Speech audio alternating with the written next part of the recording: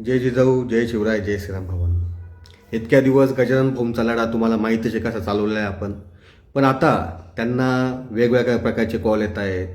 पैसे किती लागत आहेत, क्राऊड फंडिंग म्हणून कसं जमा करून देतो, पैशाचे ऑफर्स असतील किंवा शांत बसण्याच्या ऑफर असतील, त्या कशा येत आहेत ना, ते आता जे जितेंद्र भावे आहेत त्यांच्याच पक्षाचे लोक कसे बोलतायत एकदा ते ऐका.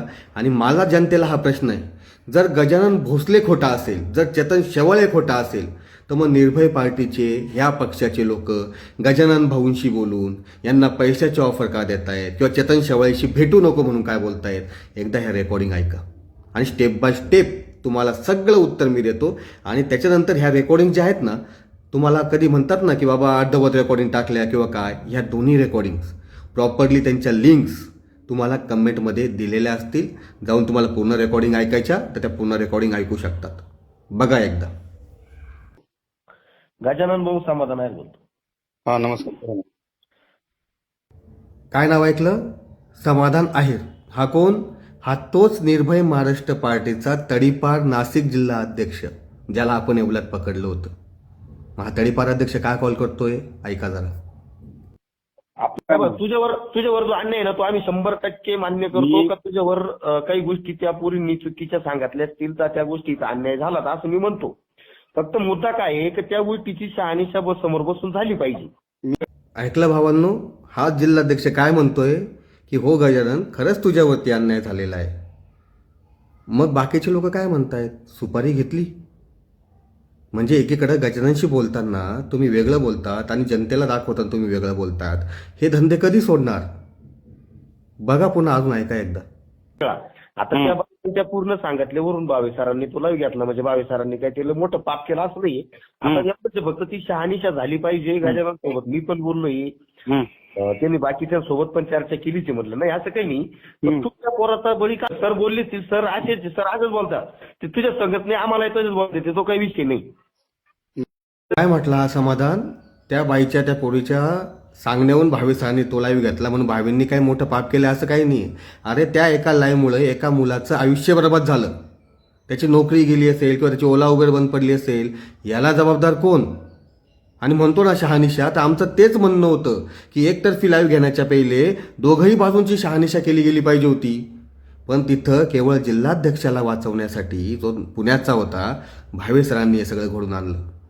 पुन्हा एकदा ऐका. हा विषय जर चेतन शेवाळ्याच्या कानावर गेला तर आम्ही तुम्हाला शब्द देतो, परत तुमच्याकडे रोखून सुद्धा पाहणार नाही. काय बोलला?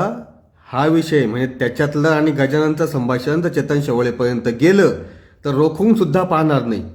धमकी देतो काय रे? हा तोच चेतन शेवाळे किंवा गजानन भोसले आल्यानंतर ज्या वर्षी 1 वर्ष तुम्ही गजानन भोसलेला एकटं पाडलं होतं, जेव्हा गजानन दादा माझ्याकडे आले, आपले समाधान आहेर दादा असतील किंवा नितीन दादा असतील, हे आम्ही सगळे एकत्र आल्यानंतर तुमचे जेव्हा लाईट लागले तेव्हा तुम्ही गजानन भोसलेला कॉल करायला लागले. आणि तुम्ही त्याच्याकडनं ही अपेक्षा करतात की चेतन दादाकडे गेलं नाही पाहिजे. मला काय हाऊस आली का? तुम्ही काय माझे भाऊबंद आहेत का? किंवा माझ्या बांधाला बांधे? तुम्ही किती ऑफर दिलेले आहेत ना, पुढच्या रेकॉर्डिंगमध्ये येतंय, थांब. पण आता विचार करा भावांनो, तुम्ही विचार करा, कशा धमक्या दिल्या जातात की चेतन शेवळेकडे जर तू हा विषय नेला परत तर आम्ही तुझ्याकडे लक्ष देणार नाही. आणि तुम्ही देऊ पण नका, तुम्हाला पाया पडत आणतो मी गजानन भोसलेकडे. तुम्ही थांबा फक्त, पुढची रेकॉर्डिंग ऐका. भावे या संदर्भात आहे ना भाऊ आडमोठेपणा करू राहिला. हे बघ, मी ना क्राऊड फंडिंग मी माझ्या मित्रांकडून मागल, मी कोणाकडे भीक मागल भाऊ. तुझं जे झालंय ना आर्थिक नुकसान ती करून द्यायला मी तयार आहे. मी या गोष्टीसाठी मी पुढे. काय म्हणतायत आपले प्रसाद भाऊ? मी क्राऊड फंडिंग करेन, मी मित्रांकडनं घेईल, मी इकडून तिकडून पैसे घेईल, पण तुझं काय नुकसान झालंय गजानन ते आम्ही भरून द्यायला तयार आहोत किंवा मी भरून द्यायला तयार आहोत.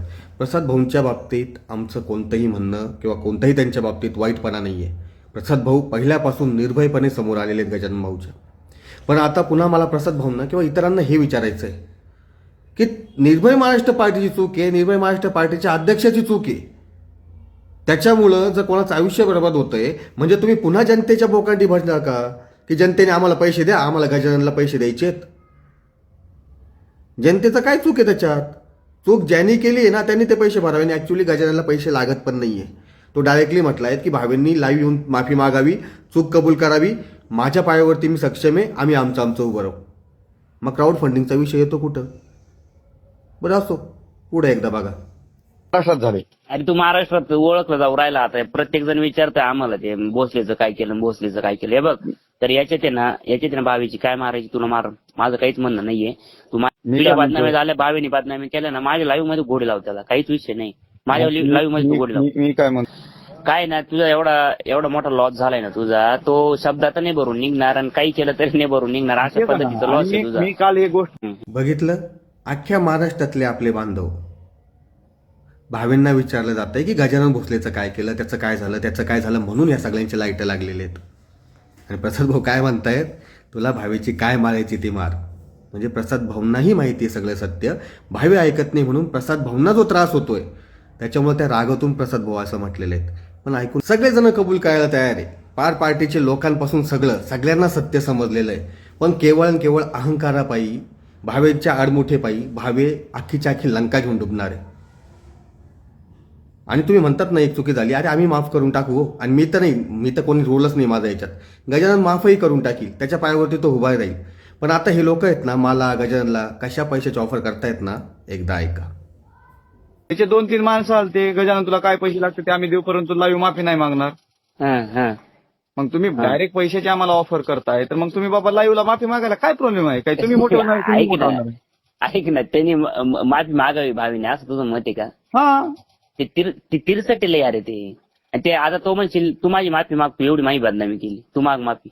कोण मी मागतो की मी पाय धरून मागायला तयार आहे. हा, तू पायदार राहील तयार आहे, पण त्याला तिरसट येणार आहे. अहो मला ऐकलं ना भावांनो. आणि जे म्हणतात ना आम्ही सुपारी घेतली किंवा काय, त्यांना नाकावरती टिचून हे उत्तर आहे. अरे आम्ही आमच्या खिशातले पैसे घालून आमच्या बांधवांसाठी ना जीव तोडून उभा राहतो. कोण आलं आमच्यासाठी? ही जनता आहे ना जी ऑनलाईन होती तीच. ग्राउंडवरती जेव्हा आमच्यावरती हल्ले झाले, आमच्या आया बहिणी काढल्या गेल्या. कोणी काढल्या? तुम्ही लोकांनीच काढल्या ना, जनतेपैकी काही, ज्या भावे भक्तांनी. मग आता भावे भक्तांनी यांना विचारावं की हे पैशाची मागणी का टाकतायत, पैशाची ऑफर का टाकतायत. जर गजानन भोसलेनी सुपारी घेतली असेल, चेतन शेवळेंनी सुपारी घेतली असेल, हे दोघेही खोटारडे असतील, तर मग हे लोक आमच्याशी चर्चा का करतायत? हे लोक आम्हाला पैशाची ऑफर का करतायत? हे लोक चेतन शेवळेकडे गजानन भोसले जाऊ नये म्हणून का प्रयत्न करतायत? एवढं साधं लॉजिक कळत नाही. आणि भावेंना बदनाम करायचंय. अरे भावेंनी ज्याला बदनाम केलं त्याचं काय? एक चूक झाली असेल मग ती चूक कबूल करावी ना, एवढंच आम्हाला म्हणणं आहे. त्या बिचारा गजानन भोसलेला कसं उभं करायचं, काय करायचं ते ऑलरेडी आम्ही प्लॅनिंग करून ठेवलंय. त्याचं इथं नाशिकमध्ये ऑलरेडी सेटअप चालू झालेला आहे. फक्त एवढं की त्याचं ऑफिस नाहीये, फोन येतो, जातो ट्रिपला, मुंबईला जातोय, कुठे दुसरीकडे जातोय. आम्ही पैसे पण नाही मागत आहे ना की आम्हाला पैसे लागतात. आम्ही इज्जतीसाठी काम करणारे माणसं आहेत. चेतन शेवळे तर गेला उडत, जाऊ द्या, त्याचा काही रोल पण नाहीये. गजानन भाऊनी मला सांगावं, चेतन शेवळे शांत बस, मी बसून घेईल. नाही तर ज्यांना वाटतंय ना मी सुपारी घेतली आहे त्यांनी गजानन भोसलेला घेऊन जावं, भावेकडे समोर उभं करावं आणि भावेला सत्य सांगायला लावावं. 1 वर्षापासून तो एकटा लढत असताना तिथं जनतेने नाही सपोर्ट केला, तिथे ह्या लोकांनी सपोर्ट नाही केला. तिथं भावे तर सरळ म्हटला होता, माझ्या पाठीमागे जनता आहे, माझं काय उपडू शकत नाही कोणी, तुम्हाला काय उपटायचं उपटा. ती रेकॉर्डिंग पण टाकली ना मी. मग आता जेव्हा उखडायला लागलंय, सगळं व्हायला लागलेलं आहे, जनता प्रश्न विचारायला लागली आहे, जनता ब्लॉक व्हायला लागली आहे, जनता शिव्या घालायला लागलेली आहे, तेव्हा यांना गजानन भोसलेची आठवण आली काय चर्चा करायची. आणि ते बी म्हणतात काय, आम्ही लाईव्ह नाही येणार म्हणे, तुझं काय नुकसान असेल ते आम्ही सांग, आम्ही देऊन टाकतो. अरे लाईव्ह यावाच लागेल तुला. आणि नाही आला ना तर आता उद्या गजानन भोसले येतोय घरी पुन्हा एकदा नाशिकला. जिथं जिथं तुम्ही दिसणार, प्रत्येक पदाधिकारी जो निवडणुकीला उभा आहे, तुम्ही जर जनतेसाठी निवडणुकीला उभा आहेत ना, त्याच जनतेमधला गजानन भोसले हा एक गरीब ड्रायव्हर, याला न्याय द्यायचं काम तुमचं आहे. आणि जर तुम्ही गजानन भोसलेला न्याय देऊ शकत नाही तर काय तुमच्या वॉर्डात तुम्ही न्याय देणार आहे, काय तो लोकांना तुम्ही न्याय देणार आहे. म्हणून तो जाब विचारण्यासाठी निर्भय महाराष्ट्र पार्टीच्या लोकांकडनं जे लोक उभे आहेत, या सगळ्या लोकांचे लाईव्ह पाय धरले जाणार आहेत. भले तुम्ही आम्हाला मारा, तुमच्या कार्यकर्त्यांनी आम्हाला हाणलं, धरलं, फेकाटलं, आमची इज्जत घातली, आमचे व्हिडिओ मारताना टाकून दिले, बाया आमच्या अंगावरती सोडल्या, आमचे हातपाय तोडले, आम्ही हटणार नाही. आम्ही पिंपळगावला येऊ, आम्ही निफाडला येऊ, आम्ही सगळीकडे जाऊ आणि भावे जिथं दिसेल तिथं बी आम्ही पकडू. प्रत्येक वेळेस जिथं जिथं प्रचाराला जाताना दिसेल तिथं. आणि गजानन सोबत मी एकटाच राहील, आम्ही दोघंच राहू, एवढं लक्षात ठेवायचं. बाकी जनतेने आता अंधाला विश्वास ठेवायचा तर ठेवा, नाही तर नाही. कमेंटमध्ये ह्या ज्या 2 रेकॉर्डिंगची मिक्सिंग मी टाकलेली आहे, कारण खूप मोठे व्हिडिओ झाले असते, त्या 2 रेकॉर्डिंगची लिंक्स खाली टाकलेली आहे. तुम्हाला पूर्ण रेकॉर्डिंग ऐकायची असेल तर तिथं जाऊन तुम्ही ऐकू शकतात. बाकी ह्या छोट्याशा याच्यावरून तुम्हाला काय अंदाज लावायचा तो लावा आणि ह्या लोकांना विचारा, कारण सत्य आता तुमच्या समोर आहे. आणि तो जिल्हाध्यक्ष तोच आहे बरं का, भावे म्हटला होता अभिमानाने, तडीपार माणूस आहे माझ्यासोबत म्हणे. हो, तडीपार आहे म्हणे. रेशन चोरीच्या दुकानात रेशन चोरताना सापडलाय आत्ता. मग आत्ताचे जे लोक भावेसोबत आहेत त्याच रेकॉर्डिंग आहेत. आणि प्रसाद दादा, मला माफ करा की तुमची रेकॉर्डिंग मला टाकावी लागली, पण गजानन भाऊंचं सत्य हे तुम्ही जे सांगतायत ते आजपर्यंत निर्भय महाराष्ट्र पार्टीचा कोणताही व्यक्ती सांगत नाहीये. तुम्हाला वाईट वाटलं असेल तर मी मनापासून माफी मागतो. तुम्हाला जिथं गरज पडेल सांगा, नाही कोणी आलं तर हा चेतन शेवाळे तुमच्यासाठी कधी पण उभा आहे.